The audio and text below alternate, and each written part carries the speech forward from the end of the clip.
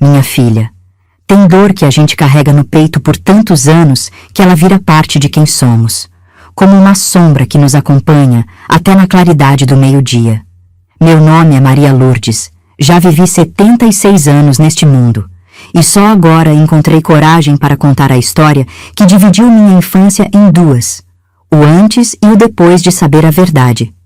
Eu era apenas uma menina de 12 anos quando tudo aconteceu, uma criança de tranças soltas, amarradas com fitinhas vermelhas que minha madrinha sempre trazia da cidade, joelhos sempre ralados de tanto correr atrás das galinhas no terreiro e subir nas goiabeiras do fundo do quintal.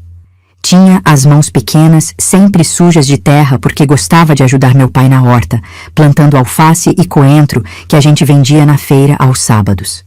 Mas para entender o que aconteceu naquele dia que mudou tudo, preciso voltar mais um pouquinho no tempo, quando eu tinha apenas 7 aninhos e ainda acreditava que o mundo era um lugar seguro onde as mães não desaparecem sem explicação.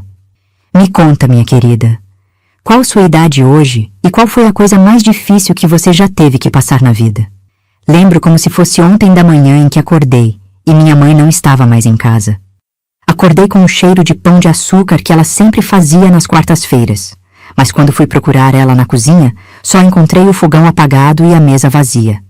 Chamei por ela no quintal, no quarto, até subi no banquinho para olhar por cima do muro, pensando que ela podia estar conversando com a vizinha. Pai, onde está a mamãe?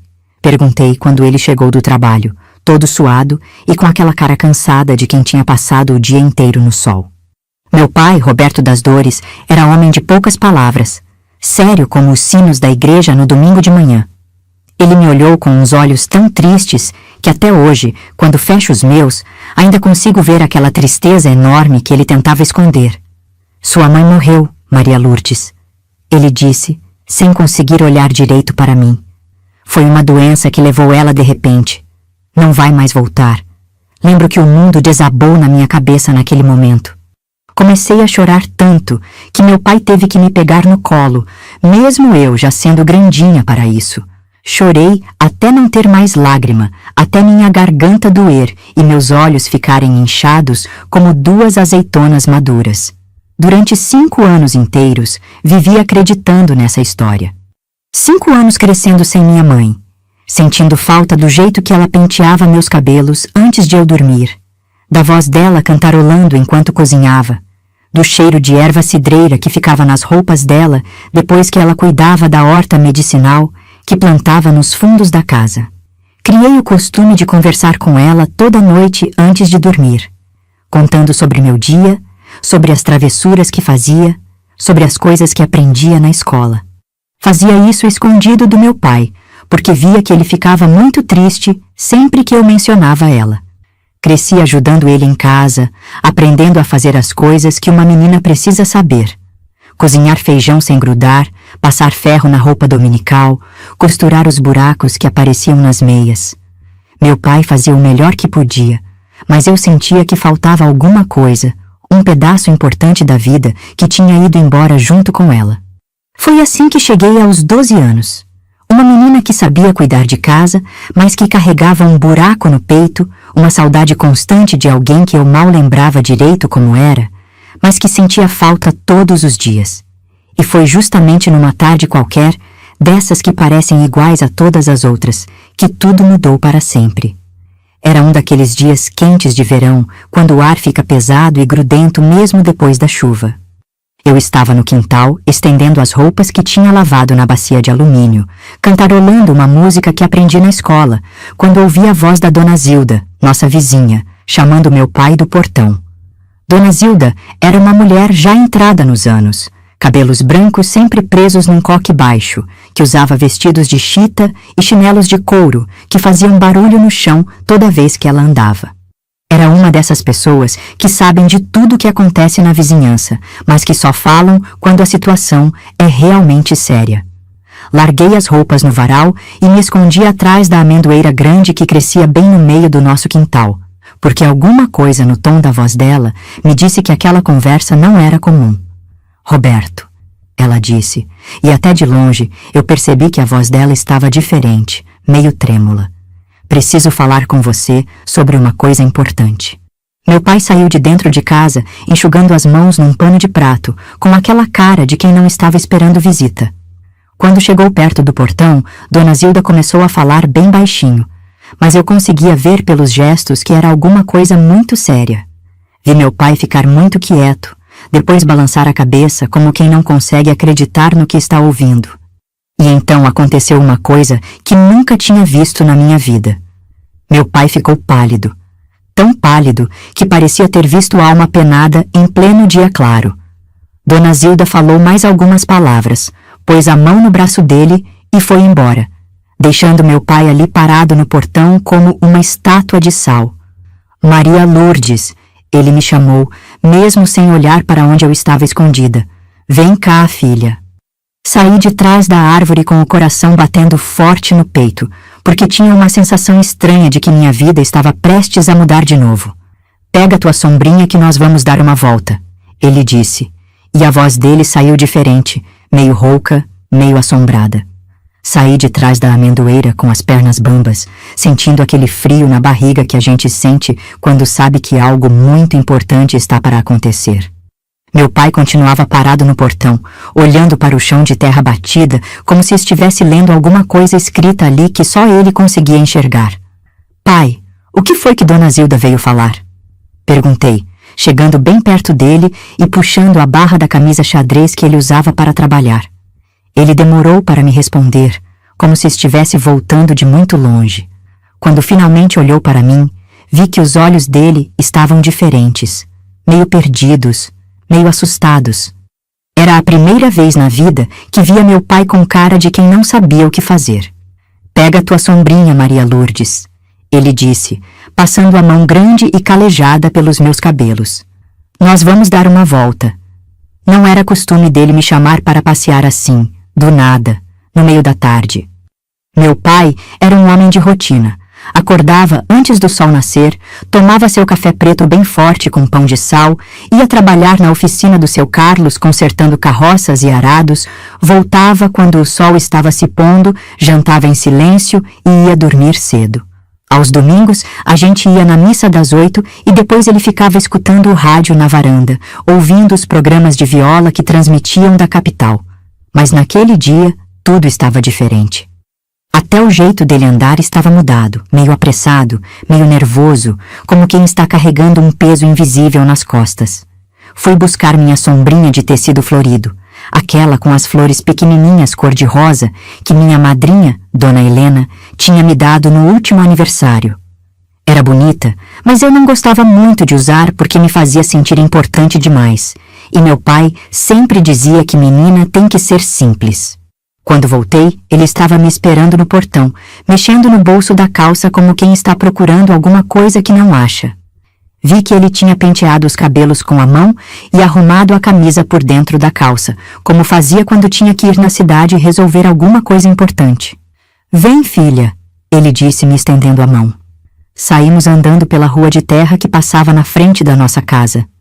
Era uma rua estreita, com casas pequenas de cada lado, a maioria de madeira, algumas poucas de tijolo que pertenciam às famílias mais abastadas da nossa vizinhança. Tinha a casa da Dona Eulália, que era viúva e criava um bocado de gatos que ficavam miando na janela o dia inteiro. A casa do seu Benedito, que trabalhava na estação de trem e sempre chegava em casa com a roupa suja de carvão. E a casa da família do Chico, que tinha 3 meninos mais ou menos da minha idade e que sempre faziam uma barulheira danada, brincando de bola no quintal. Cumprimentamos a Dona Mariazinha, que estava na janela regando seus vasos de samambaia. Ela acenou para nós com um sorriso, mas eu reparei que quando olhou para meu pai, o sorriso dela ficou meio forçado, como se ela soubesse de alguma coisa que eu não sabia. Passamos pela venda do seu José, onde sempre tinham uns homens jogando dominó na mesa de madeira que ficava debaixo da árvore grande. Seu José estava varrendo a calçada de cimento na frente da loja e quando viu a gente, parou de varrer e ficou olhando. Não acenou, não falou nada, só ficou ali parado, nos observando passar. Pai, eu disse, porque estava estranhando o comportamento de todo mundo. Por que o pessoal está olhando para a gente assim? Ele apertou minha mão um pouco mais forte e continuou andando sem responder. O silêncio dele estava me deixando nervosa, porque meu pai, mesmo sendo homem de poucas palavras, sempre respondia quando eu fazia pergunta importante. Fomos descendo a rua em direção à estrada velha, aquela que levava para os sítios mais afastados e para as casas onde moravam as famílias mais pobres da região. Era um caminho que eu conhecia, porque às vezes ia com meu pai levar ferramentas que ele consertava para os sitiantes, mas nunca tínhamos ido por lá assim, sem motivo aparente. A estrada era de chão batido, cheia de pedras soltas e buracos que a chuva fazia. Dos dois lados tinha capim alto e umas árvores esparsas que davam sombra de vez em quando. O sol estava forte e eu comecei a suar debaixo do vestido de algodão verde água que vestia. Minha sombrinha ajudava um pouco, mas mesmo assim sentia o calor subindo do chão e grudando na pele. "Onde nós vamos, pai?" perguntei quando já tínhamos andado um bom pedaço. Já você vai saber", ele respondeu, mas a voz dele saiu meio engasgada, como se as palavras estivessem custando para sair. Foi quando comecei a reparar melhor no meu pai. Roberto das Dores era um homem que sempre me pareceu muito forte, muito seguro de tudo. Tinha os braços grossos de tanto trabalhar com ferro e madeira, as mãos calejadas e manchadas de graxa, o rosto queimado de sol que ficava ainda mais escuro no verão.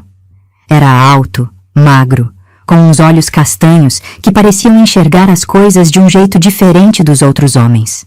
Depois que minha mãe morreu, ele tinha ficado ainda mais sério, ainda mais calado. Passava os domingos sentado na varanda, olhando para o horizonte, como se estivesse esperando alguma coisa que nunca chegava. Às vezes, eu o pegava conversando sozinho quando pensava que eu não estava vendo, mexendo os lábios sem fazer som, como se estivesse tendo uma discussão com alguém invisível. Mas naquele dia, ele estava diferente de um jeito que eu nunca tinha visto. Parecia menor, mais frágil, como se alguma coisa dentro dele tivesse quebrado. E isso me assustava, porque eu sempre pensei que meu pai era indestrutível, que nada no mundo podia abalar ele. Continuamos andando em silêncio, eu tentando acompanhar o passo dele sem reclamar do calor ou do cansaço. O barulho dos nossos chinelos na terra fazia um som suave, misturado com o canto dos passarinhos que viviam nas árvores da beira da estrada e o zumbido das abelhas que voavam em volta das flores silvestres que cresciam no mato. Era um daqueles momentos em que a gente sente que está no meio de alguma coisa muito importante, mas não sabe direito o que é. Como quando a gente está dentro de uma igreja vazia e sente que Deus está ali, mas não consegue ver nem tocar ele. Andamos por mais um tempo, até que meu pai parou de repente, bem na frente de uma estradinha estreita que eu nunca tinha reparado antes. Era mais um trilho do que uma estrada mesmo, coberto de capim e com marcas de carroça que pareciam bem antigas. "É por aqui", ele disse, e pela primeira vez desde que saímos de casa, olhou direito para mim. Havia algo nos olhos dele que me fez engolir em seco. Era medo, mas também era esperança. Era tristeza, mas também era uma coisa que eu não sabia direito como chamar. Como se ele estivesse se preparando para me mostrar algo que ia mudar a minha vida para sempre. E foi aí que percebi. Dona Zilda não tinha vindo contar uma novidade qualquer. Ela tinha vindo contar algo sobre minha mãe. Entramos pela estradinha estreita, pisando no capim que crescia no meio do caminho e fazia cócegas nas minhas pernas por baixo da barra do vestido. Meu pai ia na frente, abrindo passagem entre os galhos baixos que às vezes atravancavam o trilho, sempre me dando a mão para eu não tropeçar nas pedras ou nos buracos que a chuva deixava. O silêncio entre nós dois estava ficando pesado como o ar antes da tempestade, e eu comecei a pensar em todas as vezes que minha mãe aparecia nas nossas conversas em casa. Ou melhor, nas vezes que ela não aparecia, porque meu pai tinha o costume de ficar muito quieto sempre que eu tentava falar dela. Lembro que quando era mais pequena, uns 8 ou 9 anos, eu fazia um bocado de perguntas sobre ela. Queria saber como ela era, se cantava bonito, se gostava de costurar, se fazia doce de leite igual ao da madrinha Helena. Mas meu pai sempre mudava de assunto ou ficava com aquela cara triste que me fazia sentir culpada por ter perguntado. Com o tempo, fui aprendendo que era melhor não tocar nesse assunto. Virou uma coisa não dita entre nós, como se minha mãe fosse um fantasma que morava na nossa casa, mas que a gente fingira que não existia. Eu guardava minhas curiosidades no fundo do peito e ia inventando na minha cabeça como ela devia ter sido. Imaginava que ela tinha cabelos compridos e cheirosos, que sabia fazer bolo de fubá com goiabada, que gostava de plantar flores no quintal e que cantarolava enquanto lavava roupa no tanque. Criava na minha mente uma mãe perfeita, toda feita de coisas boas e cheiros gostosos, porque era assim que eu precisava que ela fosse para conseguir viver com a saudade. Mas havia uma coisa estranha que eu nunca conseguia entender direito. Meu pai tinha guardado algumas roupas dela numa caixa de madeira embaixo da cama dele, e às vezes, quando ele não estava em casa, eu subia numa cadeira e pegava a caixa para sentir o cheiro das coisas dela. Tinha um vestido de tecido claro com flores pequenininhas, uma saia marrom que ainda tinha o perfume de lavanda que ela usava e uma blusa de manga comprida toda bordada à mão. Mas o que me chamava a atenção era que as roupas não pareciam de uma pessoa que tinha morrido doente. Estavam bem conservadas, sem aquele cheiro de remédio ou de tristeza que eu imaginava que deviam ter. Uma vez perguntei para minha madrinha, Helena, se ela lembrava de como minha mãe tinha ficado doente, e ela me olhou de um jeito estranho, como se a pergunta tivesse pegado ela desprevenida. "Ai, minha filha", ela disse, mexendo nervosa no babado do avental. "Essas coisas de gente grande são muito complicadas. É melhor você não ficar pensando nisso." Mas eu pensava, sim, pensava muito. Principalmente nas noites quando deitava na minha caminha de ferro e ficava olhando para o teto de madeira, escutando os grilos cantando lá fora e o vento balançando as folhas da amendoeira no quintal. Pensava em por que não tinha nenhuma vizinha que vinha falar comigo sobre ela, como faziam com outras crianças que tinham perdido a mãe. Pensava em por que meu pai nunca me levava para visitar o túmulo dela no cemitério da cidade. Pensava em por que, quando as mulheres da vizinhança falavam de gente que tinha morrido, elas baixavam a voz quando chegavam perto de nós. Mas eram pensamentos de criança, sabe? Daqueles que a gente tem, mas não sabe direito o que fazer com eles. Então, eu os guardava bem guardadinhos no fundo do coração, junto com a saudade e com as histórias que inventava sobre quem ela tinha sido. Meu pai, coitado, fazia o que podia para cuidar de mim sozinho. Levantava cedo para fazer café e esquentar leite. Me acordava com jeito para não me assustar. Penteava meu cabelo como conseguia, mesmo sempre ficando meio torto. Lavava minha roupa junto com a dele, passava ferro nos meus vestidos para eu ir na escola apresentável. Aos sábados, a gente ia junto na feira para comprar as coisas da semana. Ele me deixava escolher uma fruta que eu gostasse mais. Sempre me comprava um picolé de groselha se tivesse dinheiro sobrando e às vezes me levava na loja de tecidos para olhar as fitas e botões coloridos, mesmo sabendo que não ia comprar nada. Aos domingos, depois da missa, ele costumava sentar comigo na varanda e me ensinar as coisas que um pai tem que ensinar para uma filha. Como distinguir quando a fruta está madura, como plantar semente e cuidar para ela crescer, como saber se vai chover olhando para as nuvens. Eram momentos bons, de uma paz gostosa, mas eu sempre sentia que faltava alguma coisa. Como uma música bonita que está faltando uma nota importante, ou como uma receita de bolo que esqueceram de colocar um ingrediente essencial. Agora, caminhando por aquela estradinha estreita com meu pai mais silencioso do que nunca, eu começava a entender que talvez todas aquelas perguntas que guardei no peito durante tantos anos estivessem prestes a ter uma resposta. O trilho foi ficando mais estreito e mais coberto de mato, como se fosse um caminho que pouca gente usava. De vez em quando a gente passava por uma casa bem simples, de tábuas velhas e telhado de zinco, com quintal cercado de arame farpado, onde criavam algumas galinhas e plantavam mandioca. Eram casas de gente muito pobre, do tipo que a gente via de longe, mas nunca tinha motivo para chegar perto. As crianças que brincavam nos terreiros paravam o que estavam fazendo para olhar a gente passar, curiosas para saber o que um homem da cidade estava fazendo por ali com uma menina bem vestida. "Pai", eu disse, porque o silêncio estava ficando insuportável. "A gente está indo visitar alguém?" Ele parou de andar por um momento, respirou fundo, como quem está se preparando para falar alguma coisa muito difícil, e depois continuou caminhando sem responder. Mas eu vi que as mãos dele estavam tremendo um pouquinho, e isso me fez entender que seja lá onde estávamos indo ia ser um lugar muito importante para nós dois. Foi quando avistamos, bem lá na frente, meio escondida atrás de umas árvores grandes, uma casa diferente das outras. Era uma casa que parecia abandonada, com as janelas fechadas por tábuas e um quintal todo tomado pelo mato. E foi nessa hora que meu coração começou a bater mais forte, como se soubesse alguma coisa que minha cabeça ainda não tinha entendido. Quando chegamos mais perto da casa, foi como se o mundo inteiro tivesse ficado quieto de repente. Até os passarinhos pararam de cantar, até o vento parou de balançar as folhas das árvores. Era uma quietude pesada, daquelas que deixa a gente com os nervos à flor da pele. A casa era diferente de todas as outras que tínhamos passado no caminho. Não era só pobre, era esquecida. Parecia um lugar onde alguém tinha vivido um dia, mas que agora estava meio morto, meio adormecido no tempo. As tábuas da parede estavam cinzentas de tanto sol e chuva. O telhado de zinco tinha manchas de ferrugem, e o quintal estava tomado por um capinzal alto que crescia sem ordem nem direção. Mas o que mais me chamou a atenção foram as janelas.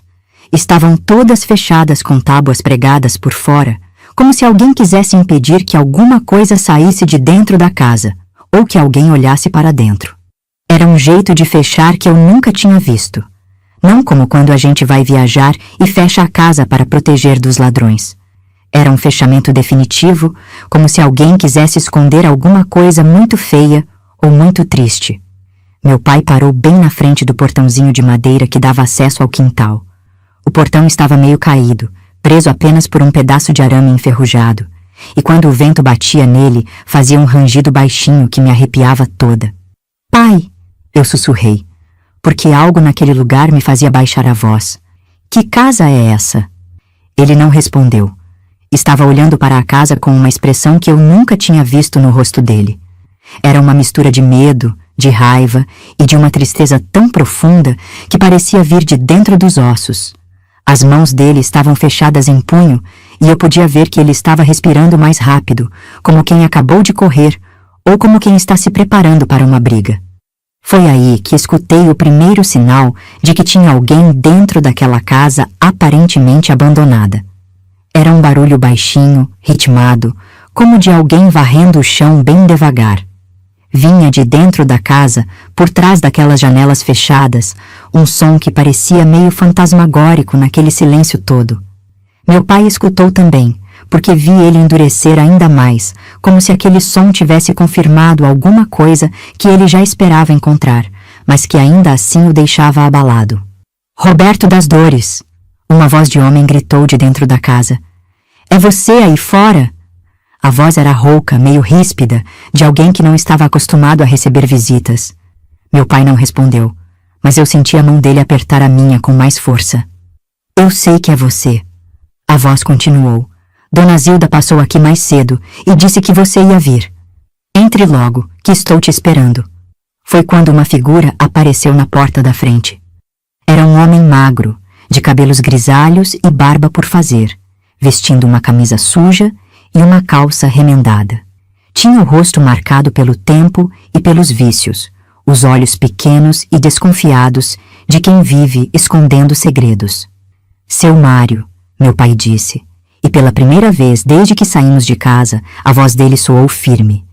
"Vim buscar o que é meu." O homem que ele chamou de seu Mário riu, mas era um riso sem alegria, daqueles que fazem a gente sentir um frio na espinha. "Buscar?" ele disse cuspindo no chão. "Depois de tanto tempo você vem aqui falar em buscar? Onde você estava todos esses anos, Roberto?" "Eu estava criando minha filha", meu pai respondeu, e eu percebi que havia uma raiva contida na voz dele que eu nunca tinha ouvido antes, criando ela sozinho porque me fizeram acreditar numa mentira. O barulho de vassoura parou de repente. O silêncio que veio depois foi ainda mais pesado que o anterior, como se até as pedras estivessem prestando atenção na conversa. "Mentira?" seu Mário falou, mas agora a voz dele estava diferente, menos segura. "Quem falou em mentira? Eu sempre cuidei dela direitinho, sempre dei comida e teto." "Cuidou de quem?" eu perguntei, sem conseguir me controlar, porque uma sensação estranha estava crescendo no meu peito. Os dois homens me olharam como se tivessem esquecido que eu estava ali. Seu Mário passou os olhos por mim de um jeito que me fez querer me esconder atrás do meu pai. Essa é a menina? Ele perguntou. Cresceu bonita. Parece com... Não fale dela na frente da criança. Meu pai cortou, mas eu já tinha percebido. Tinha percebido tudo. Aquele homem conhecia alguém com quem eu parecia. Alguém que estava dentro daquela casa. Alguém que ele tinha cuidado todos esses anos. E pelo jeito como meu pai estava reagindo, pelo jeito como Dona Zilda tinha vindo contar alguma coisa importante, pelo jeito como estávamos ali naquele lugar esquecido por Deus... Pai, eu disse, e minha voz saiu trêmula. Quem está dentro dessa casa? O barulho da vassoura recomeçou, mais devagar ainda, como se quem estivesse varrendo tivesse ouvido nossa conversa e estivesse prestando atenção. Meu pai olhou para mim, depois para seu Mário, depois para as janelas fechadas da casa. Vi que ele estava lutando contra alguma coisa dentro dele, como se estivesse decidindo entre contar a verdade ou inventar mais uma mentira para me proteger. Maria Lourdes, ele disse finalmente, e a voz dele estava cheia de uma dor que eu nunca tinha escutado antes. Sua mãe não morreu. As palavras dele caíram no ar como pedras jogadas num poço fundo. Senti o mundo girar em volta de mim. Senti as pernas ficarem fracas. Senti o coração bater tão forte que parecia que ia sair pela boca. Como assim não morreu?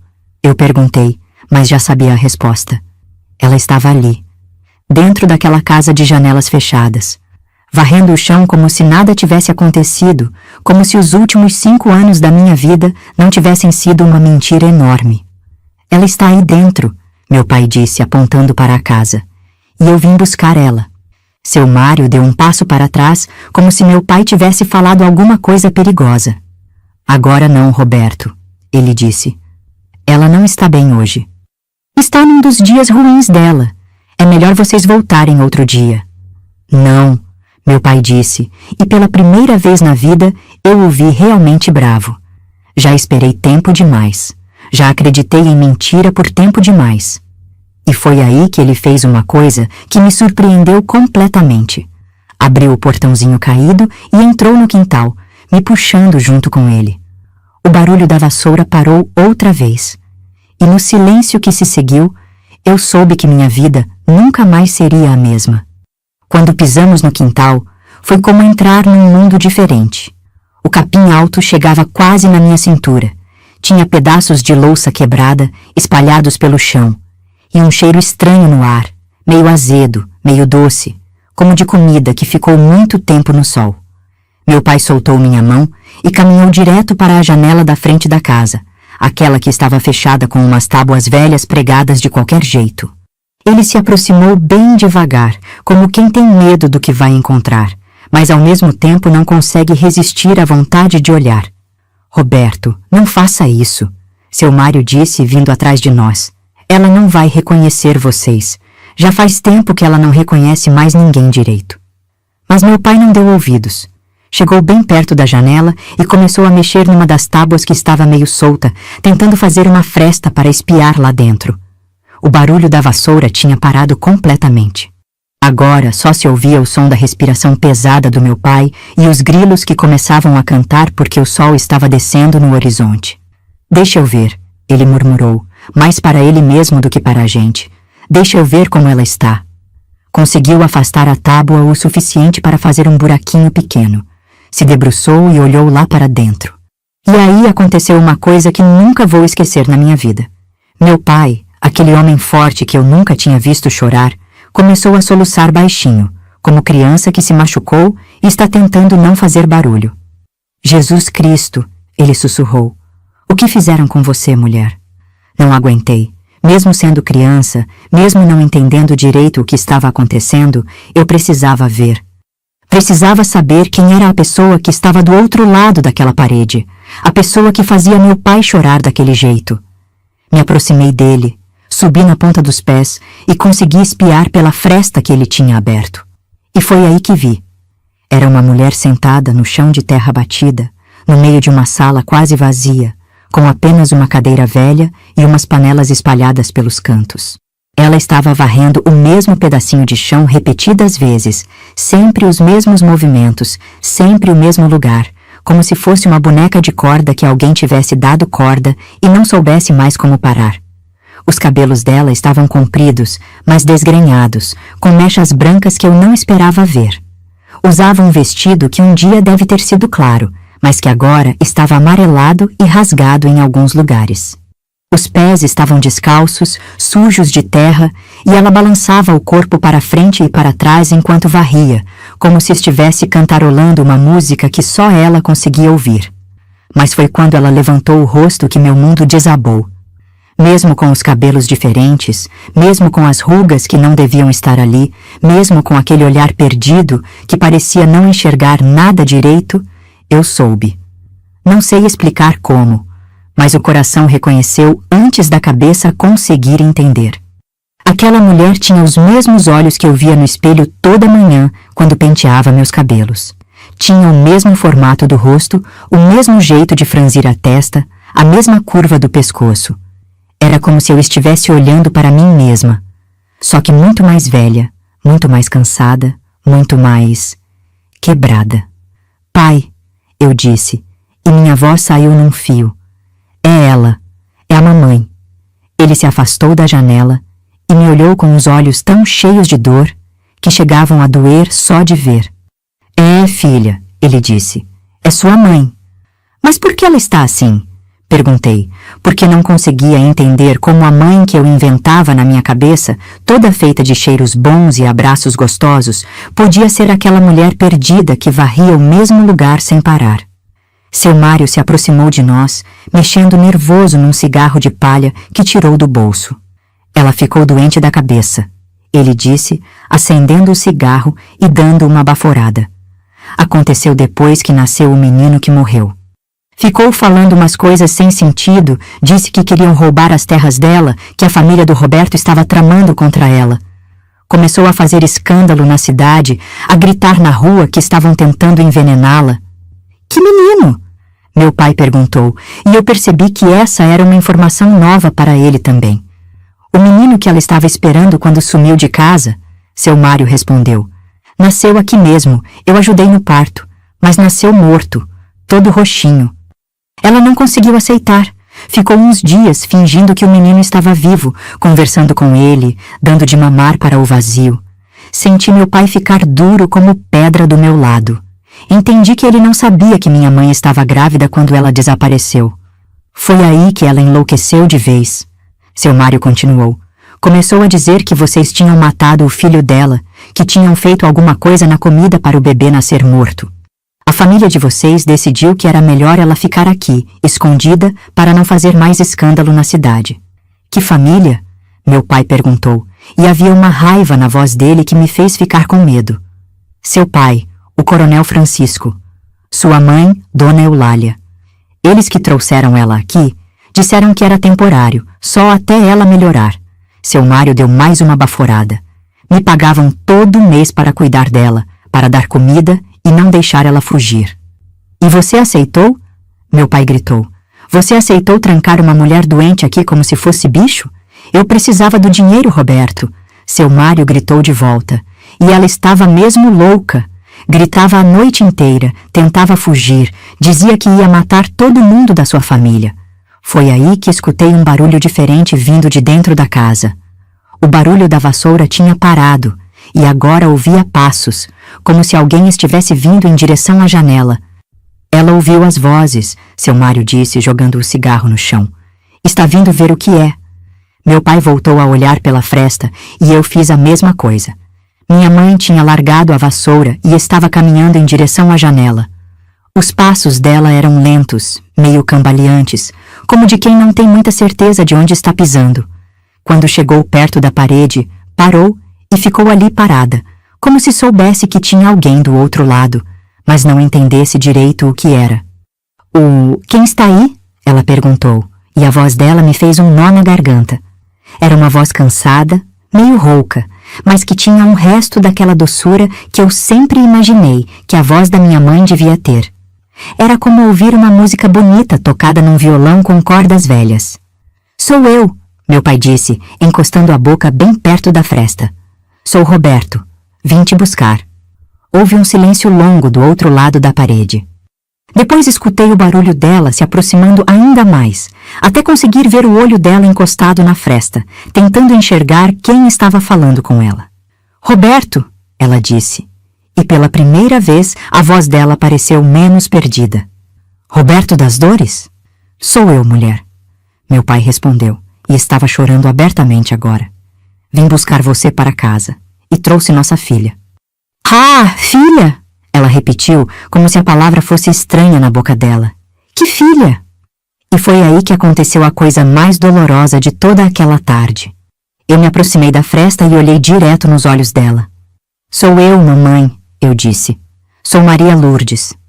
Ela me olhou por um tempo que pareceu uma eternidade. Vi que estava tentando lembrar, tentando encaixar meu rosto em alguma gaveta da memória que ainda funcionava. Maria Lourdes, ela repetiu devagar. Minha menina pequena. E então ela chorou. Chorou como só uma mãe que perdeu a filha pode chorar. Chorou como só uma mulher que perdeu 5 anos da própria vida pode chorar. E eu chorei junto, porque finalmente tinha encontrado minha mãe, mas ela não era mais a mãe que eu tinha imaginado. Naquele momento, ali parada naquele quintal esquecido, sentindo o cheiro de terra úmida e capim alto, vendo minha mãe chorar do outro lado de uma parede de tábuas velhas, foi como se todos os pedaços da minha vida se reorganizassem de uma vez só. Como quando a gente está montando um quebra-cabeça difícil e de repente encontra a peça que faltava e tudo faz sentido. Todas as vezes que meu pai mudava de assunto quando eu perguntava sobre ela. Todas as vezes que as vizinhas ficavam com aquela cara estranha quando o assunto era minha mãe. Todas as vezes que eu sentia que tinha alguma coisa que não me contavam, algum segredo pesado que os adultos carregavam nas costas. Agora, eu sabia. Minha mãe não tinha morrido. Ela estava viva, mas presa naquela casa, como um passarinho numa gaiola escura, cuidada por um homem que recebia dinheiro para mantê-la escondida do mundo. Quero sair daqui, ela disse, do outro lado da parede, e a voz dela estava mais clara agora, como se ver a gente tivesse acordado alguma coisa dentro dela. Quero ir para casa. Você não pode sair, seu Mário disse, jogando o resto do cigarro no chão e pisando em cima. Você sabe que não pode. O dinheiro que recebo para cuidar de você... Que dinheiro? Meu pai perguntou, se virando para encarar ele. Quem ainda está pagando você? Seu Mário ficou quieto, mexendo nervoso no bolso da camisa, como quem falou mais do que devia. Responde, meu pai insistiu, e a voz dele estava ficando perigosa. Seu irmão, seu Mário murmurou, Paulo das Dores. Todo mês ele vem aqui e traz o dinheiro.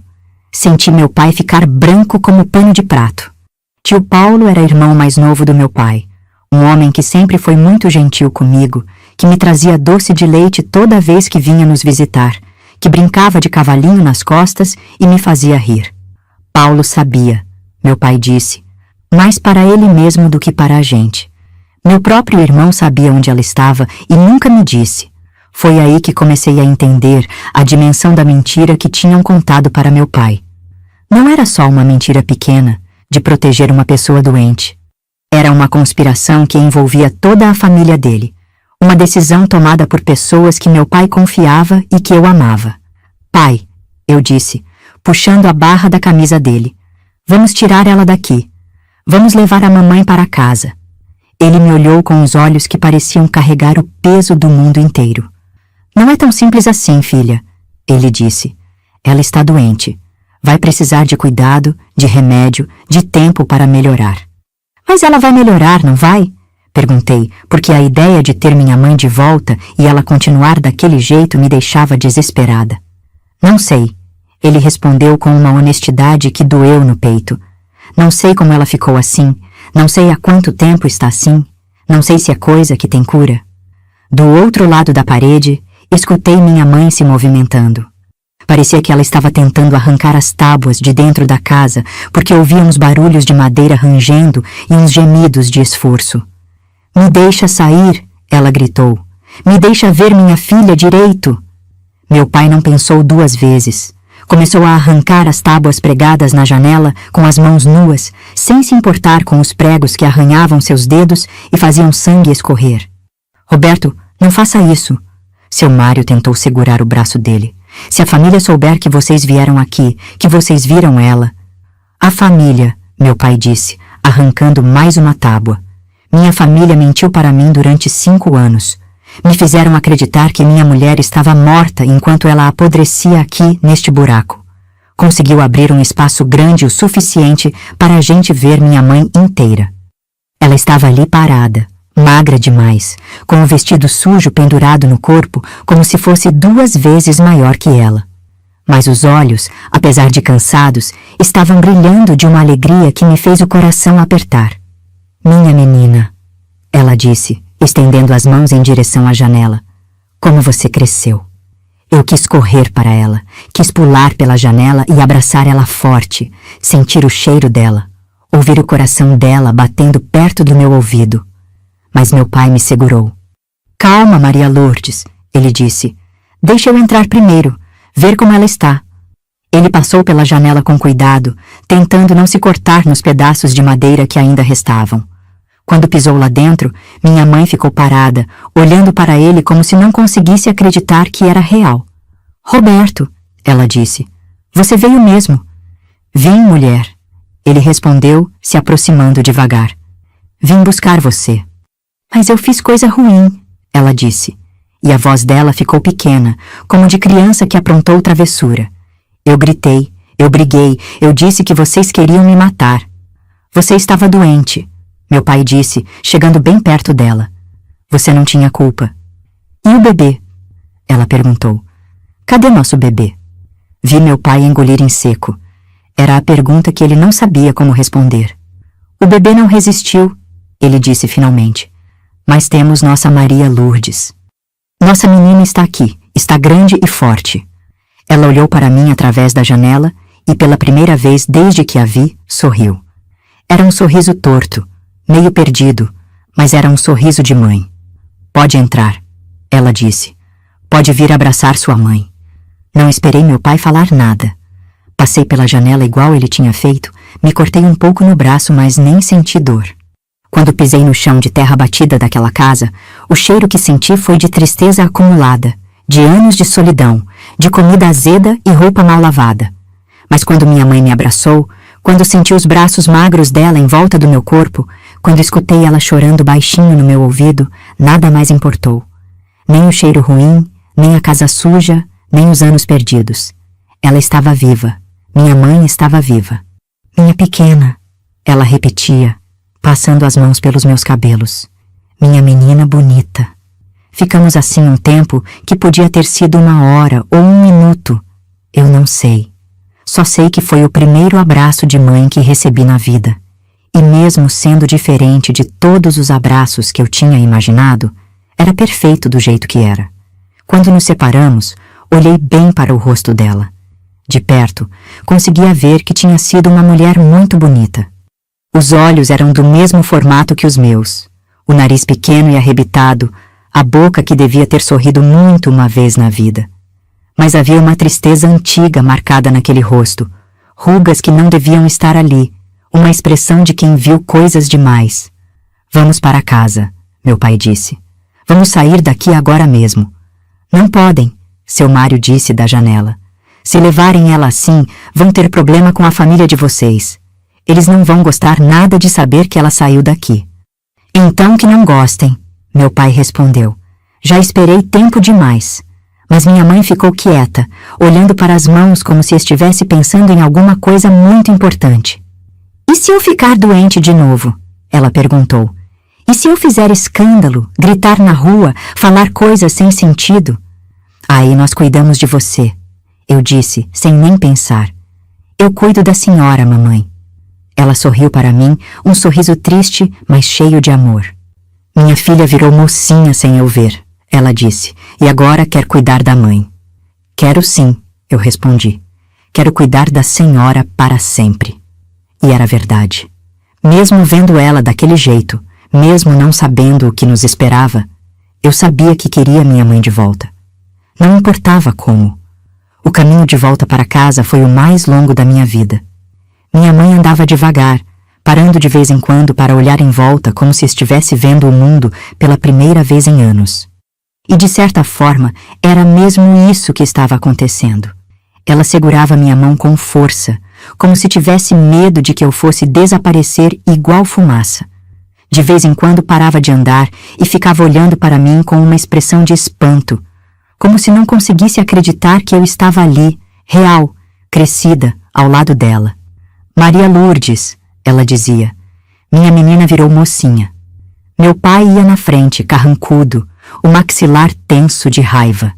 Eu sabia que ele estava remoendo tudo o que tinha descoberto, pensando em como ia enfrentar a família que o tinha enganado por tantos anos.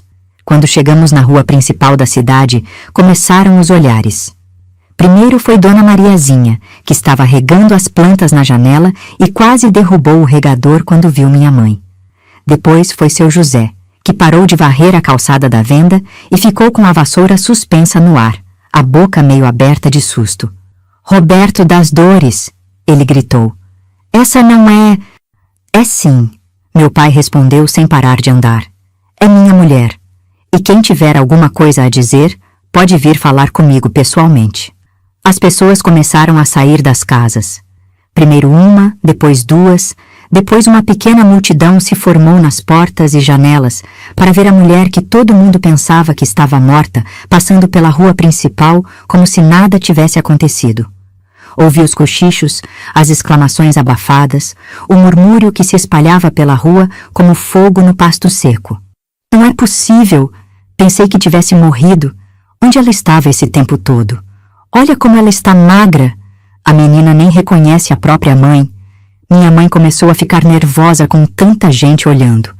Apertou minha mão mais forte e começou a andar mais rápido, sussurrando coisas que eu não conseguia entender direito. Eles estão falando de mim, ela disse. Estão planejando alguma coisa ruim. Não estão não, mamãe. Eu tentei acalmar. Eles só estão curiosos. Estão sim, ela insistiu, e a voz dela estava ficando mais alta. Eles querem me levar de volta para aquele lugar escuro.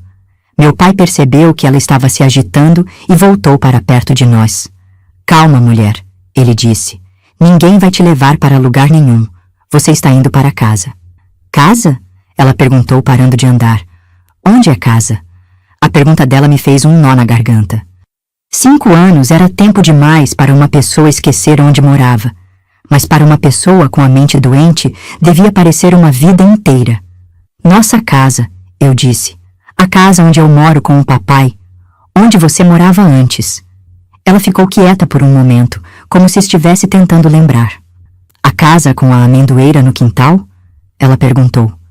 Essa mesma, meu pai respondeu, e eu vi que os olhos dele se encheram de lágrimas. E a horta de erva cidreira? Ela continuou. Ainda está lá. Eu menti, porque a horta tinha morrido há muito tempo e meu pai nunca teve coragem de plantar outra. Ela sorriu, mas foi um sorriso triste, cheio de saudade. Quero ver a horta, ela disse. Quero cheirar a erva cidreira. Estávamos quase chegando na nossa rua quando vimos a carroça parada na frente da nossa casa. Era uma carroça bonita, dessas que os homens mais ricos da cidade usavam, puxada por 2 cavalos baios bem cuidados. Meu pai parou de andar. Chegaram antes de nós, ele murmurou. Quem chegou? Perguntei, mas acho que já sabia a resposta. Era tio Paulo. Estava sentado na varanda da nossa casa como se fosse dono do lugar, fumando um cigarro e conversando com outros 2 homens que eu não conhecia. Quando nos viu chegando, se levantou devagar, jogou o cigarro no chão e veio caminhando em nossa direção. Tio Paulo era um homem alto e elegante, sempre bem vestido, com bigode aparado e cabelos penteados com brilhantina. Era diferente do meu pai em tudo. Onde meu pai era simples, ele era refinado. Onde meu pai era calado, ele era falador. Onde meu pai trabalhava com as mãos, ele trabalhava com papéis e negócios. Roberto, ele disse, parando na nossa frente, precisamos conversar. Precisamos mesmo, meu pai respondeu. Precisamos conversar sobre muita coisa. Minha mãe se escondeu atrás de mim quando viu tio Paulo. Senti ela tremendo, agarrando minha saia com as 2 mãos. Ele está aqui, Ela sussurrou. O homem que me levou. Olá, cunhada. Tio Paulo disse, tentando sorrir. Como você está? Não fale com ela, meu pai disse, se colocando na frente da gente. Você perdeu o direito de falar com minha família quando mentiu para mim durante 5 anos. Eu estava protegendo você. Tio Paulo respondeu. Protegendo a menina também. Você não viu o estado em que ela ficou. Era perigosa, Roberto. Para ela mesma e para os outros. Perigosa? Meu pai gritou. Ela estava doente, doente e grávida do meu filho. Um filho que morreu por causa da loucura dela. Tio Paulo gritou de volta. Ela não se alimentava direito, não cuidava de si mesma, ficava falando que queriam envenenar ela. Os 2 homens que estavam na varanda se aproximaram. Eram homens grandes, com cara de quem estava acostumado a resolver problemas na força. Paulo, um deles disse, está tudo bem aqui? Está tudo sob controle, tio Paulo respondeu. Mas eu vi que ele estava nervoso. Sob controle? Meu pai riu, mas era um riso sem alegria. Vocês acham que podem continuar controlando a minha vida? Roberto, seja razoável, tio Paulo disse. Pense na menina.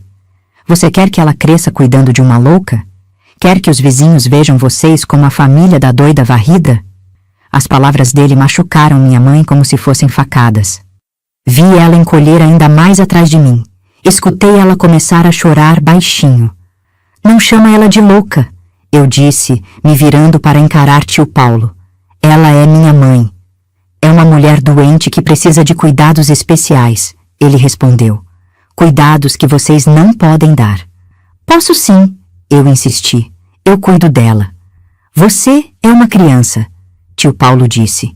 Não entende a gravidade da situação. Foi aí que meu pai perdeu a paciência completamente. Avançou para cima de tio Paulo com tanta raiva que os 2 homens tiveram que segurar ele. Gravidade da situação? Ele gritou. A gravidade da situação é que vocês mentiram para mim. Me fizeram acreditar que minha mulher estava morta enquanto pagavam aquele desgraçado para manter ela presa como animal.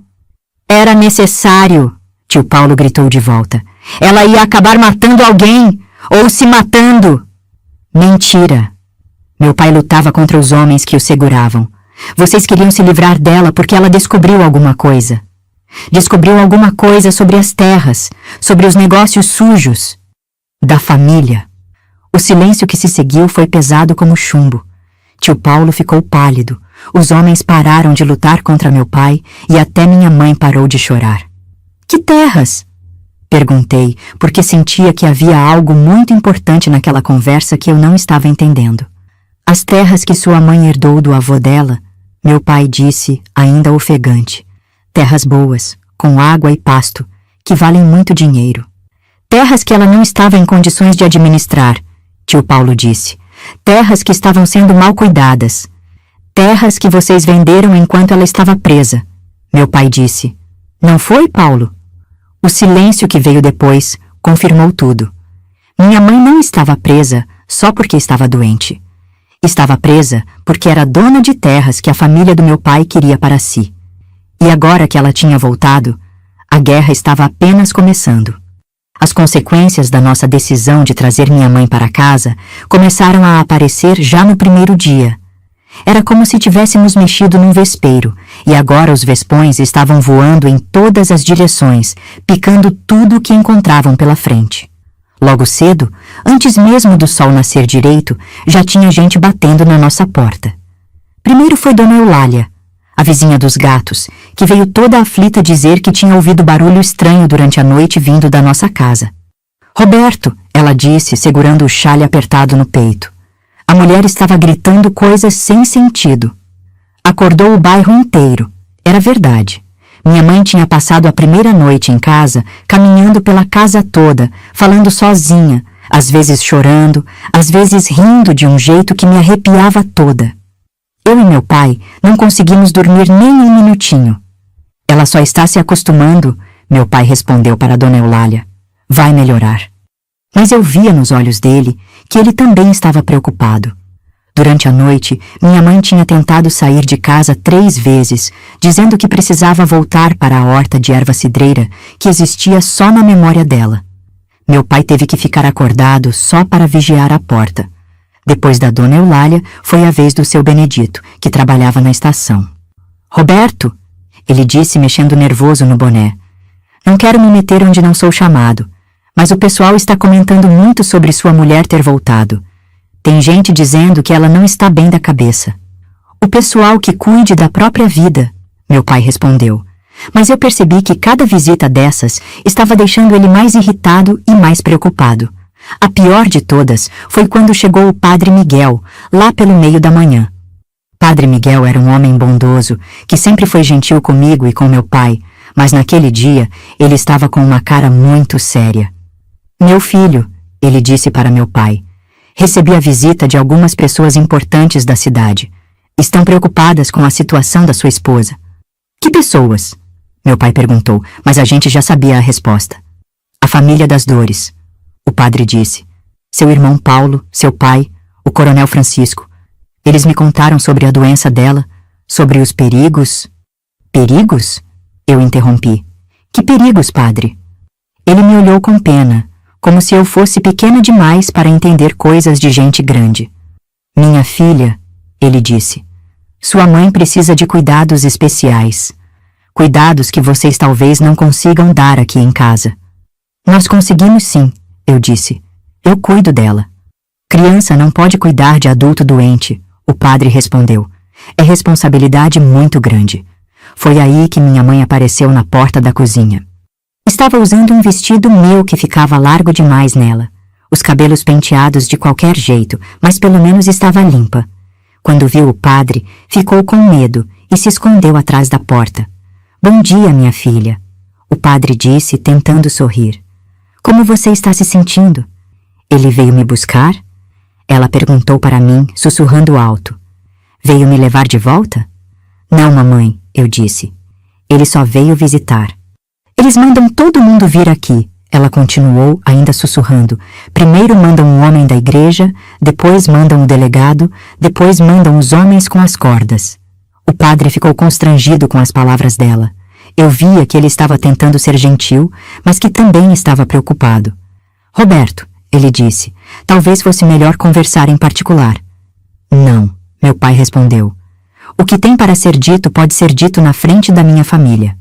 Sua esposa precisa de tratamento médico, o padre disse. Tem um lugar na capital, um hospital que cuida de pessoas com problemas mentais. Lugar limpo, com médicos, com remédios apropriados. Hospício, minha mãe disse, saindo de trás da porta.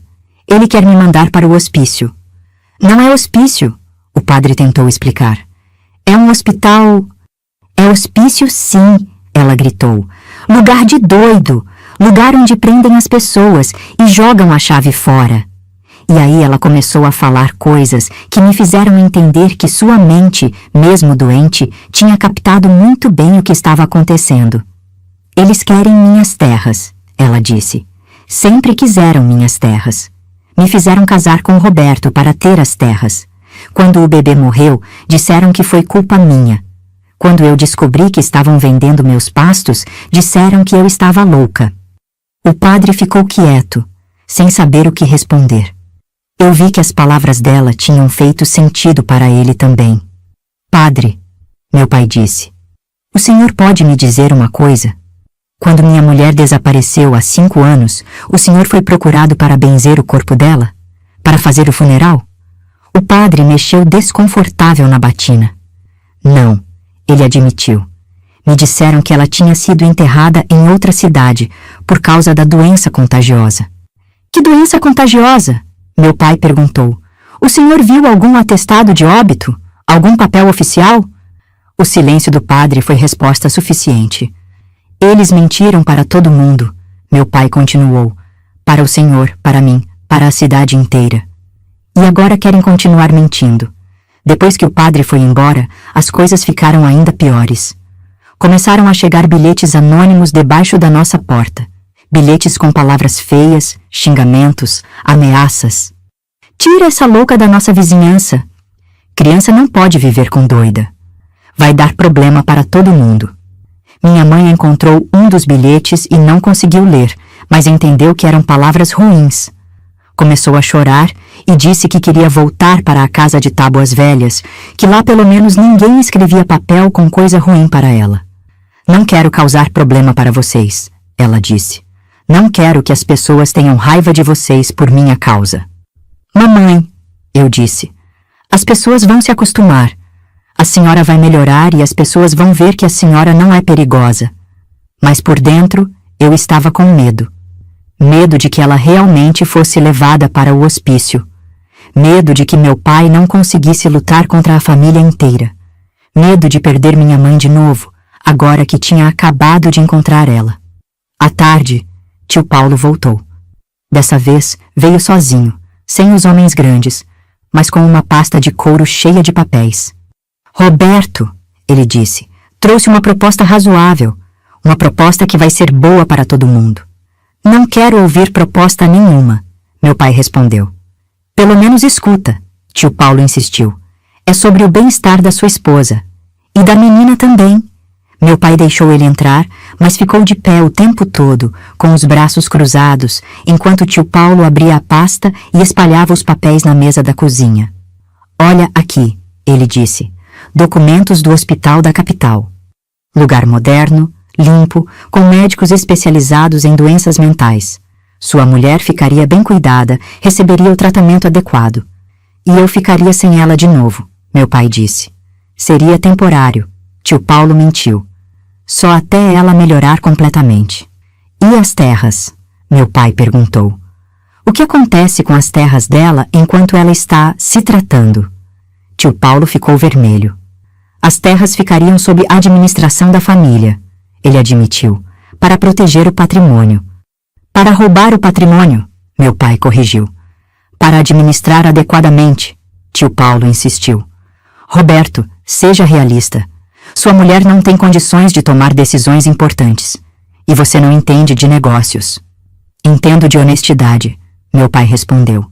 Coisa que você esqueceu o que é. Tio Paulo juntou os papéis com raiva. Você vai se arrepender, Roberto, ele disse. Vai se arrepender de ser teimoso. Já me arrependo, meu pai respondeu. Me arrependo de ter confiado em você. Depois que tio Paulo foi embora, sentamos os três na mesa da cozinha. Minha mãe estava mais calma, brincando com uma colher de pau, batendo no tampo da mesa, como se estivesse tocando uma música que só ela ouvia. O que nós vamos fazer, pai? Perguntei. Ele ficou quieto por um longo tempo, olhando para as mãos calejadas, pensando. Vamos resistir, ele disse finalmente. Vamos cuidar da sua mãe e vamos resistir. Mas eu via nos olhos dele que ele também não sabia como. Foi Dona Zilda quem nos deu a primeira esperança de que talvez as coisas pudessem melhorar. Ela apareceu na nossa porta numa manhã de domingo, carregando uma panela de barro tampada com um pano de prato xadrez e uma expressão determinada no rosto. Roberto das Dores, ela disse. Vim trazer um caldo de galinha para sua esposa e vim oferecer minha ajuda. Meu pai ficou surpreso. Desde que trouxemos minha mãe para casa, Dona Zilda tinha sido a única pessoa da vizinhança que não tinha vindo reclamar ou dar palpite sobre o que devíamos fazer. Dona Zilda, ele disse, a senhora não precisa se incomodar. Não é incômodo, ela respondeu entrando sem cerimônia. É obrigação de cristã. E além do mais, tenho algumas coisas para contar que vocês precisam saber.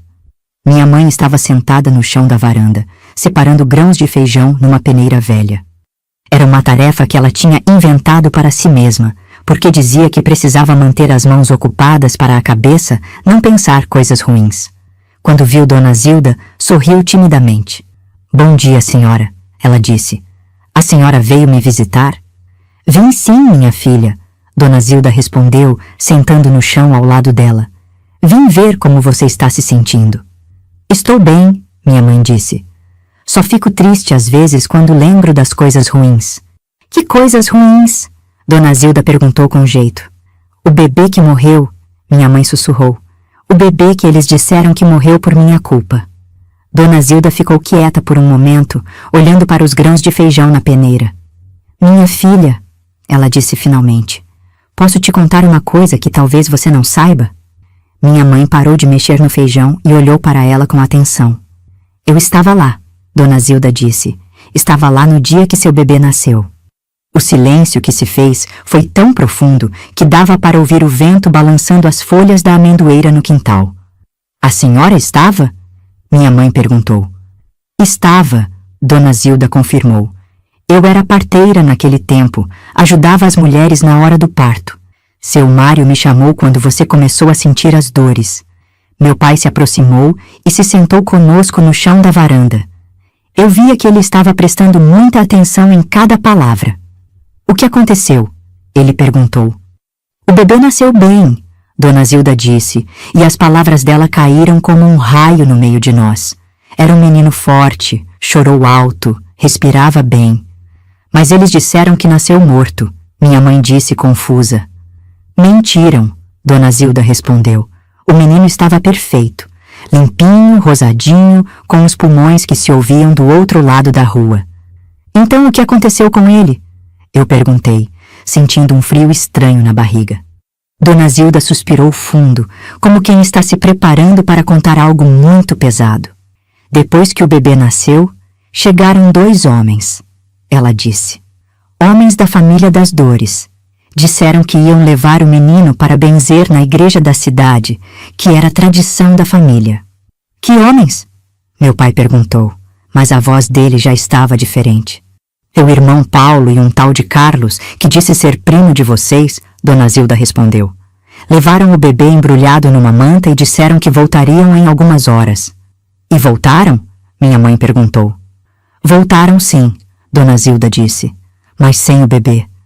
Disseram que ele tinha morrido no caminho, que o coração tinha parado de repente. Trouxeram uma mantinha suja de sangue como prova.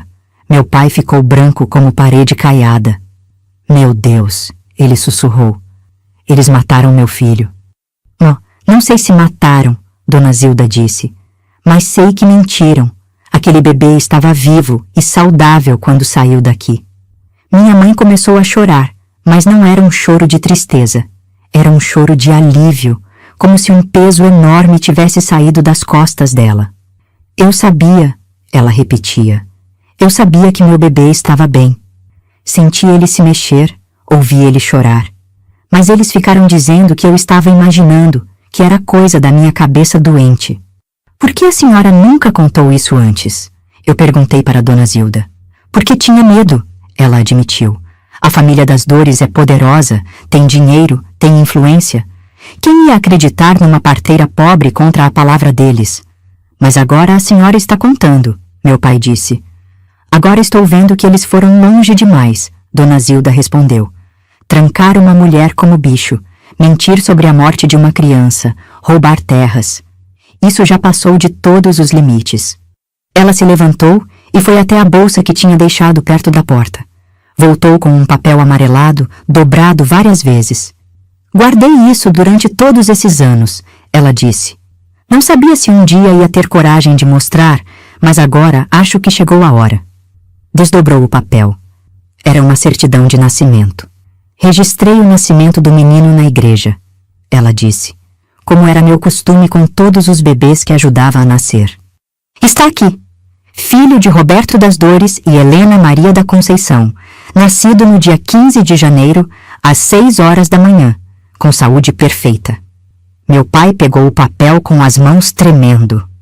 Helena Maria da Conceição, ele leu. Esse era o nome de solteira da sua mãe, Maria Lourdes. Isso quer dizer que meu irmãozinho realmente nasceu? Perguntei. Nasceu sim, Dona Zilda confirmou. E se morreu, não foi por causa natural. Minha mãe parou de chorar e ficou muito quieta, como se estivesse pensando em alguma coisa importante. Dona Zilda, ela disse, a senhora acha que meu menino pode estar vivo? A pergunta dela fez meu coração disparar. Será que era possível? Será que meu irmão, que eu nunca conheci, estava vivo em algum lugar? Não sei, minha filha, Dona Zilda respondeu, mas sei que vocês merecem saber a verdade. Meu pai se levantou e começou a andar de um lado para o outro na varanda, segurando a certidão de nascimento como se fosse um tesouro. Agora eu entendo, ele disse. Agora entendo por que eles fizeram tudo isso. Não era só por causa das terras da sua mãe. Era também por causa da herança do meu pai. Como assim? Eu perguntei. Meu pai, o Coronel Francisco, tem muito dinheiro. ele explicou. E pela lei, se ele morrer, a herança é dividida entre os filhos. Mas se eu tivesse um filho homem, uma parte da herança iria para o neto. Então eles tiraram o bebê do caminho, Dona Zilda disse, para garantir que tio Paulo ficasse com mais parte da herança. E trancaram sua mãe para ela não poder contar a verdade, meu pai completou. Era um plano diabólico, mas que fazia sentido. Eles tinham matado ou escondido meu irmão, trancado minha mãe e mentido para meu pai. Tudo por causa de dinheiro e terras. O que nós vamos fazer agora? Eu perguntei. Meu pai olhou para a certidão de nascimento, depois para minha mãe, depois para mim. Vamos procurar a verdade, ele disse. Vamos procurar meu filho. E vamos fazer justiça. Pela primeira vez desde que trouxemos minha mãe para casa, eu senti que talvez tivéssemos uma chance de ganhar aquela guerra. Minha mãe se levantou e veio abraçar meu pai. Era a primeira vez que eu os via se abraçarem. E mesmo com todos os problemas, mesmo com toda a dor, eles pareciam uma família de verdade. Vamos encontrar nosso menino, ela disse. Vou ajudar vocês a encontrar ele. E pela primeira vez desde que a encontrei, minha mãe parecia mais forte do que doente. Naquela noite, depois que Dona Zilda foi embora e deixou a certidão de nascimento conosco, nossa casa ficou diferente. Era como se a verdade tivesse trazido um ar novo para dentro dos nossos quartos, mesmo que fosse uma verdade dolorosa. Minha mãe estava mais calma do que tinha ficado desde que voltou para casa. Sentou-se na cadeira de balanço que meu pai tinha feito para ela anos atrás, aquela mesma cadeira que ficou vazia todo esse tempo, e começou a me contar coisas que eu nunca tinha ouvido. Maria Lourdes, ela disse, balançando devagar. Quando você era pequeninha, recém-nascida, eu costumava sentar nesta cadeira e te ninar cantando uma música que minha mãe cantava para mim. Que música, mamãe? Perguntei, sentando no chão perto dela. Ela começou a cantarolar baixinho, com uma voz meio rouca, mas doce. Dorme, minha filha, que a noite chegou. Dorme sossegada, que o anjo voou, voou lá no céu para te proteger. Dorme, minha filha, até amanhecer. Era uma melodia simples, dessas que grudam na memória, e enquanto ela cantava, eu sentia como se pedaços perdidos da minha infância estivessem voltando para o lugar certo. A senhora lembra de quando eu era bebê? Perguntei. Lembro de tudo, ela disse, e os olhos dela ficaram mais brilhantes. Lembro de quando você nasceu, pequenininha como um passarinho, toda vermelha e gritando alto. Lembro do primeiro dente que nasceu, aqui na frente, que você ficou babando a camisa toda. Lembro do primeiro passo que você deu, correndo para os braços do seu pai. Era estranho ouvir essas memórias, porque durante tanto tempo eu tinha achado que ninguém guardava lembranças dos meus primeiros anos. E do meu irmãozinho? Perguntei.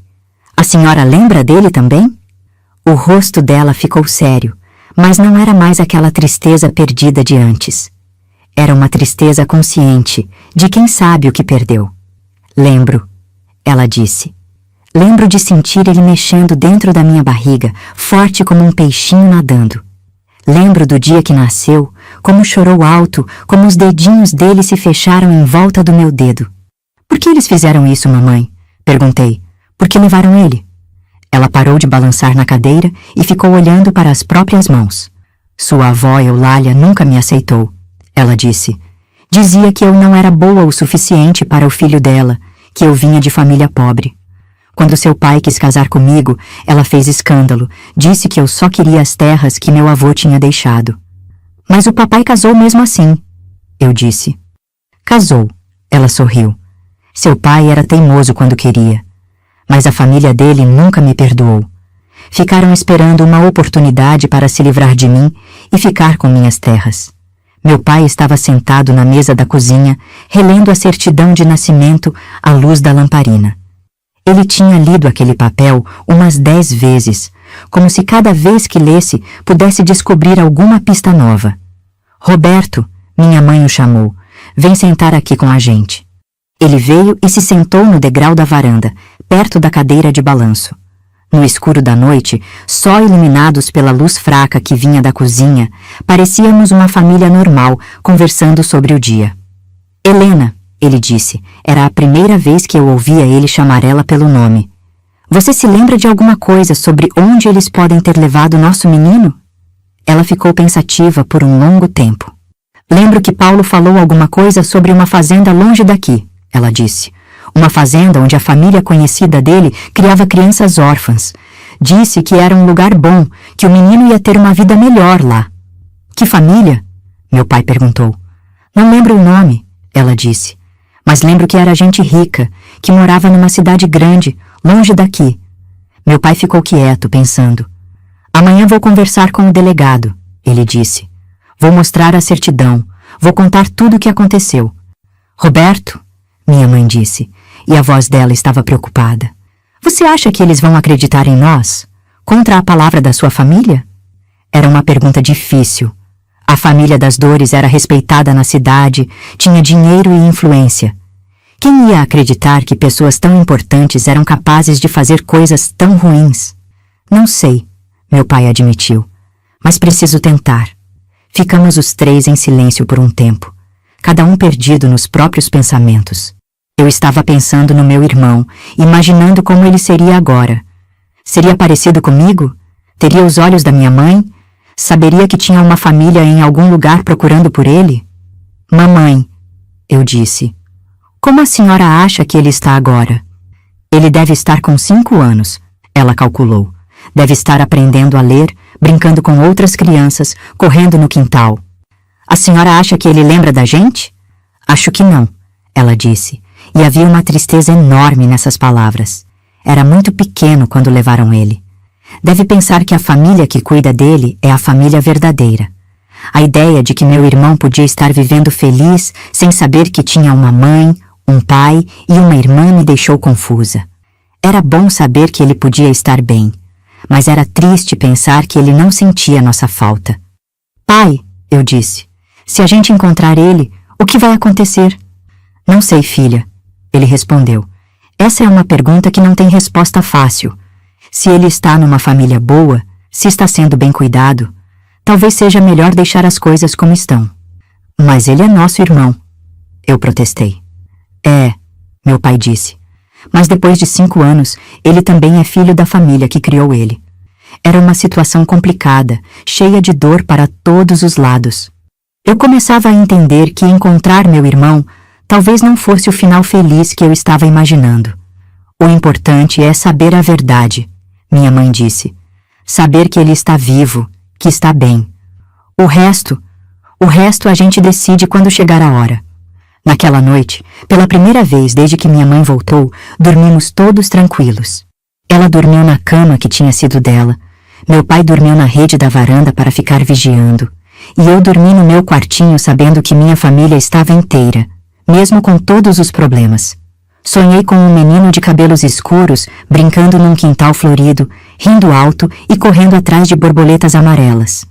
No sonho, eu sabia que era meu irmão, e ele estava feliz. Quando acordei, ainda no escuro da madrugada, escutei minha mãe e meu pai conversando baixinho na cozinha. Não consegui ouvir tudo, mas percebi que estavam fazendo planos, decidindo como ia ser o próximo passo da nossa luta. Pela primeira vez em muito tempo, senti que éramos uma família de verdade. Uma família machucada, com cicatrizes profundas, mas uma família que estava junta e disposta a lutar pelos filhos. E isso, mesmo no meio de toda a dor e incerteza, me dava uma esperança que eu não sentia há muito tempo. Eu já nem achava que contaria isso um dia. Mas quem sabe alguém se sinta menos sozinha ouvindo. O dia em que tudo se decidiu começou como qualquer outro. Mas havia algo no ar que me fazia sentir que nossa vida estava prestes a mudar para sempre. Meu pai tinha saído cedo para falar com o delegado, levando a certidão de nascimento e a determinação de um homem que não tinha mais nada a perder.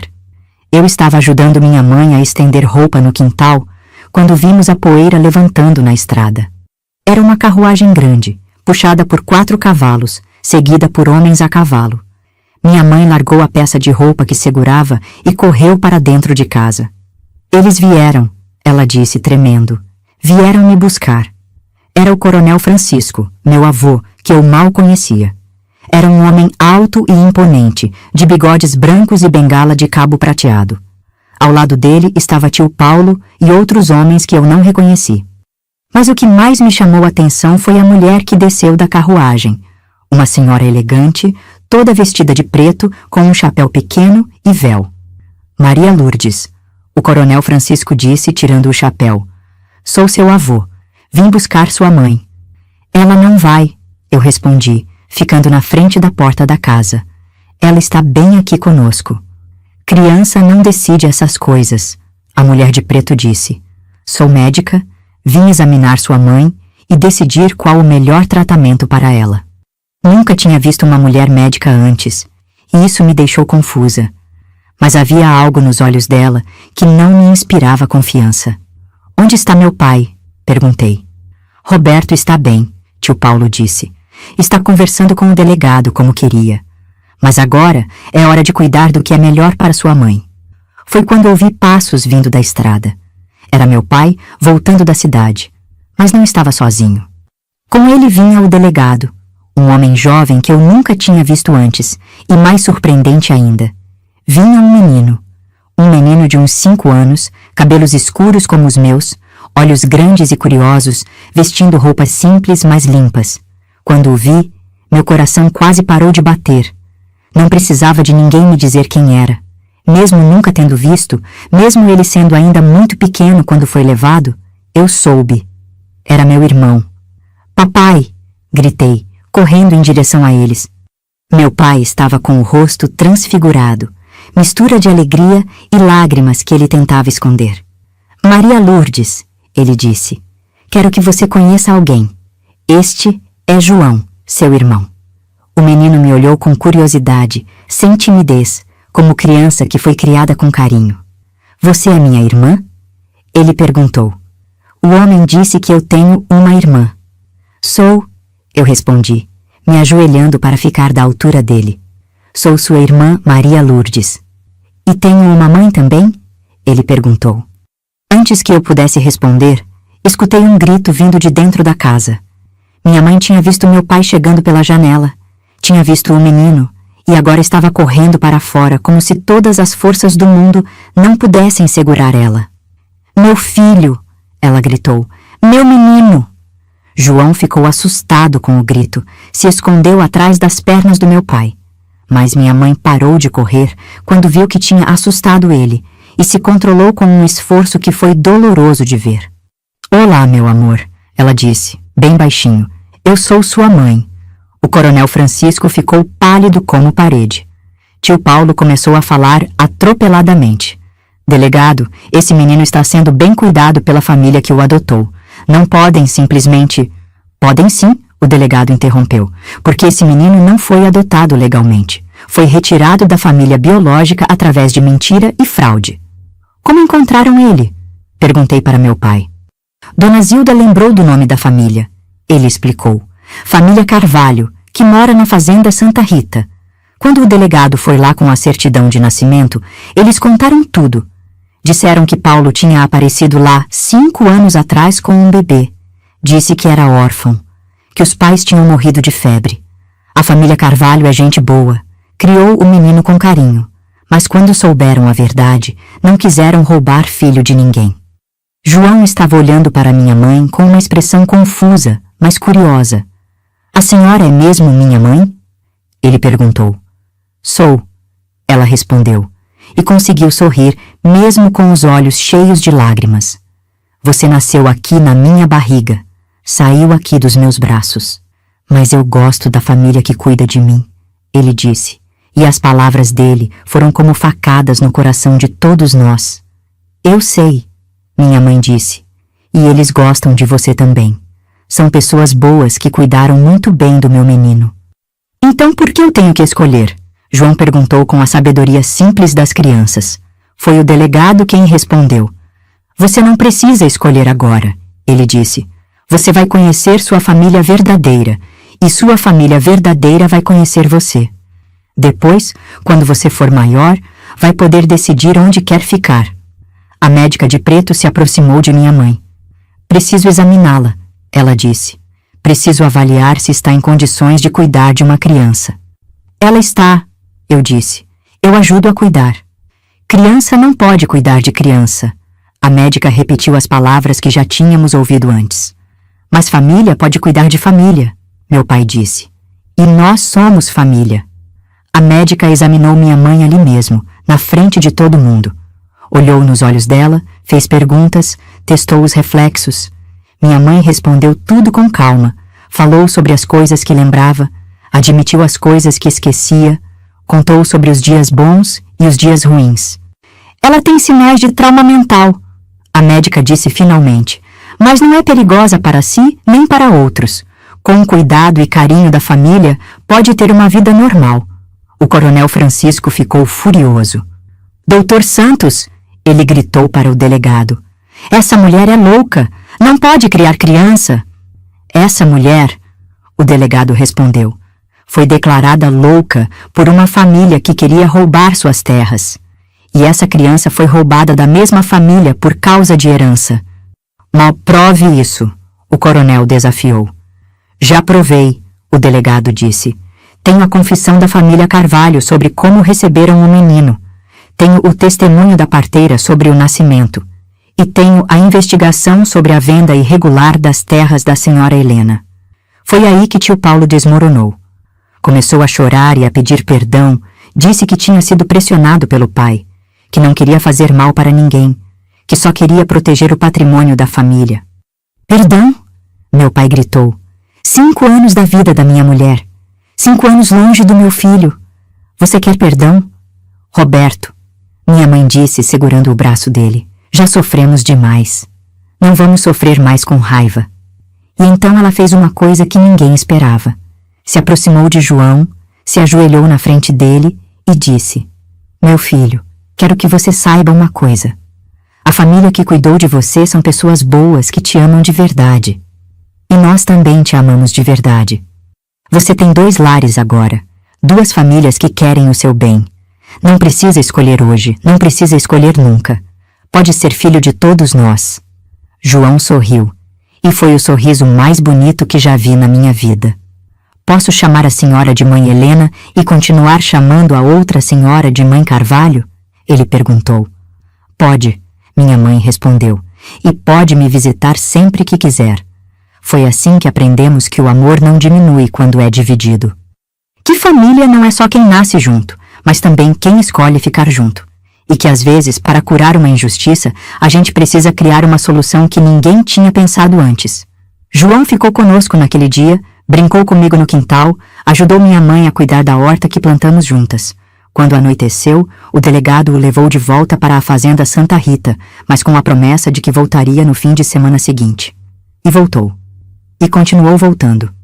Cresceu conhecendo 2 famílias, sendo amado por 2 mães, tendo 2 lares. E cresceu sabendo a verdade sobre sua história, sem mentiras, sem segredos. Quanto ao coronel Francisco e tio Paulo, tiveram que devolver as terras que tinham vendido ilegalmente. O dinheiro que receberam foi usado para construir uma escola na cidade, porque minha mãe disse que educação era a melhor herança que podíamos deixar para as crianças. E minha mãe? Minha mãe foi melhorando aos poucos, dia após dia, como planta que volta a receber sol depois de muito tempo na sombra. Nunca ficou completamente curada dos traumas que sofreu, mas aprendeu a viver com eles. Aprendeu que ser diferente não é ser menos. Ensinei ela a ler de novo. Ela me ensinou a plantar erva cidreira. Ensinei ela as músicas novas que aprendia na escola. Ela me ensinou as canções antigas que sua mãe cantava. Ela me deu o amor de mãe que eu tinha perdido. Eu dei a ela a força de filha que ela precisava para se curar. E foi assim que nossa família aprendeu que o amor é mais forte que o medo, que a verdade é mais poderosa que a mentira, e que às vezes, para ter final feliz, a gente precisa inventar um tipo de felicidade que ninguém nunca pensou antes. Hoje, aqui na minha velhice, quando passo a mão nos cabelos brancos e sinto o peso dos anos no corpo cansado, ainda consigo fechar os olhos e voltar àquele dia quando reconheci minha mãe naquela casa de tábuas velhas. Parece que foi ontem, mas já se passaram mais de 60 anos desde então. Minha mãe, Helena Maria da Conceição, viveu conosco mais 15 anos depois daquele dia. 15 anos bons, de uma felicidade diferente, feita de pequenos milagres do dia a dia. Ela nunca voltou a ser a mulher que era antes da doença, mas se tornou uma mulher nova, mais sábia, mais gentil, como se o sofrimento tivesse polido sua alma até ela brilhar de um jeito especial. Aprendemos juntas a arte de viver um dia de cada vez. Nas manhãs, quando ela acordava confusa, sem lembrar onde estava, eu segurava as mãos dela e contava nossa história desde o começo, até ela sorrir e dizer: "Ah, é mesmo, minha filha. Obrigada por me lembrar quem eu sou." Nas tardes, quando a tristeza batia forte e ela chorava pelos anos perdidos, nós duas nos sentávamos na cadeira de balanço e ela me penteava os cabelos enquanto cantarolava aquelas canções antigas que guardava na memória como tesouros preciosos. Nas noites, quando o medo voltava e ela tinha certeza de que alguém ia vir buscá-la, meu pai acendia a lamparina e ficava lendo em voz alta os versículos da Bíblia que ela mais gostava, até ela adormecer tranquila como criança no colo da mãe. João, meu irmão querido, cresceu visitando nossa casa todo fim de semana e passando as férias conosco. Cresceu forte e saudável, sabendo que era amado por duas famílias, carregando no peito a riqueza de ter muitos pais e muitas mães. Quando fez 18 anos, escolheu ficar metade do tempo com cada família, porque disse que não conseguia viver longe de nenhuma das duas. Ele se casou aos 25 anos com uma moça doce da cidade vizinha e deu para minha mãe 3 netos lindos que ela criou com o amor que não pôde dar para ele nos primeiros anos. Ela morreu aos 72 anos, no sono, com um sorriso no rosto, segurando a mão do netinho mais novo. Meu pai viveu até os 89 anos, sempre cuidando dela, sempre protetor, sempre aquele homem de poucas palavras, mas de amor infinito. Nos últimos anos, quando ela já não o reconhecia mais, ele continuava sentado ao lado da cama dela, segurando sua mão e dizendo: "Estou aqui, Helena. Sempre vou estar aqui." Eu me casei aos 21 anos com Carlos, um rapaz bom que conheci na igreja e que amou minha família como se fosse a dele. Tivemos 4 filhos, todos criados ouvindo as histórias da avó Helena, todos sabendo que família é coisa sagrada que se protege com a vida. Dona Zilda se tornou nossa comadre e melhor amiga, a mulher que nos ensinou que coragem às vezes é só uma questão de escolher fazer a coisa certa na hora certa. Ela viveu até os 93 anos, sempre dizendo que o dia em que decidiu contar a verdade sobre o nascimento de João foi o dia mais importante da vida dela. Quanto ao Coronel Francisco e tio Paulo, eles saíram da nossa cidade logo depois que tudo veio à tona. Nunca mais os vimos. Nunca mais soubemos notícias deles. Minha mãe costumava dizer que não guardava rancor, que cada um carrega o peso das próprias escolhas e que o perdão é um presente que a gente dá para si mesmo. A escola que foi construída com o dinheiro das terras devolvidas ainda existe hoje e tem o nome de Escola Helena Maria da Conceição. Meus filhos estudaram lá, meus netos estudaram lá e agora meus bisnetos também estudam. É uma escola boa, que ensina as crianças a ler e escrever, mas que também ensina sobre honestidade, sobre família, sobre não desistir nunca das pessoas que a gente ama. A casa onde minha mãe ficou presa foi derrubada anos depois. No lugar, nasceu um pé de ipê amarelo que floresce todo ano no aniversário do dia em que a encontramos. Não sei se é coincidência ou se é Deus que tem senso de humor, mas toda vez que vejo aquelas flores amarelas balançando no vento, lembro da minha mãe varrendo aquele chão de terra batida e agradeço por ter tido coragem de olhar pela fresta daquela janela. Hoje, quando vejo nos jornais essas histórias de família que se separam por causa de dinheiro, de herança, de orgulho, meu coração fica apertado. Queria poder sentar com cada uma dessas pessoas e contar nossa história. Explicar que não existe riqueza no mundo que valha mais que ter a família junta, que não existe orgulho que valha mais que pedir perdão, que não existe mágoa que seja grande demais para ser curada com amor e tempo. Aprendi que as cicatrizes da alma, igual às do corpo, podem até não sumir completamente, mas param de doer quando a gente cuida delas com carinho. Aprendi que mentira, por mais bem contada que seja, sempre encontra um jeito de vir à tona, porque a verdade tem uma força própria que não se consegue segurar para sempre. Aprendi que família não é só quem nasce junto, mas quem escolhe ficar junto. Que mãe não é só quem pare, mas quem cria. Que pai não é só quem gera, mas quem protege. E que irmão não é só quem divide o sangue, mas quem divide a vida. Mais que tudo, aprendi que o amor é a única coisa no mundo que cresce quando a gente divide. Quanto mais amor a gente dá, mais amor a gente tem.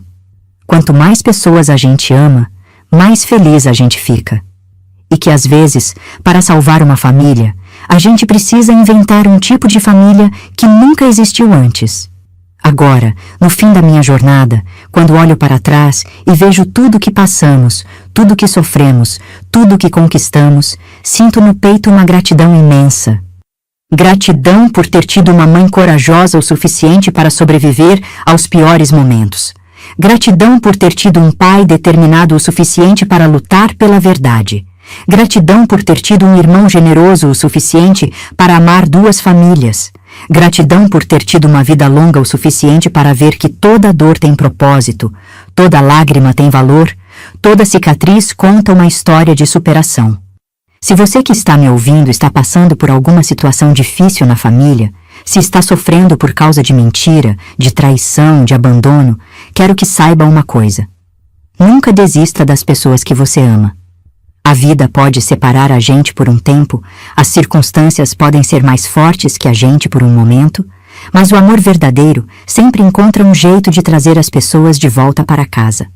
E se você já perdeu alguém importante, se já viveu o luto de quem fica, lembre-se de que as pessoas que amamos nunca morrem completamente enquanto a gente continua contando suas histórias, enquanto a gente continua fazendo as coisas que elas nos ensinaram.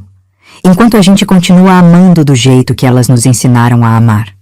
Minha mãe se foi há mais de 30 anos, mas toda vez que planto erva cidreira no quintal, toda vez que canto uma cantiga de ninar para um netinho, toda vez que escolho o perdão no lugar da raiva, ela está aqui comigo.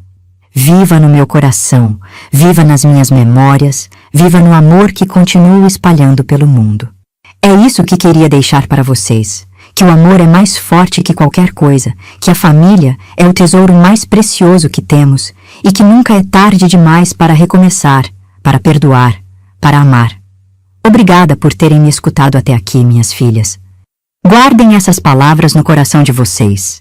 E se um dia precisarem de força para enfrentar as tempestades da vida, lembrem da Maria Lourdes, que encontrou sua mãe quando já não tinha mais esperança. E descobriu que os milagres acontecem todos os dias para quem tem coragem de acreditar neles. Que Deus abençoe todas vocês, que Deus proteja suas famílias e que vocês nunca esqueçam: enquanto houver amor, sempre haverá esperança.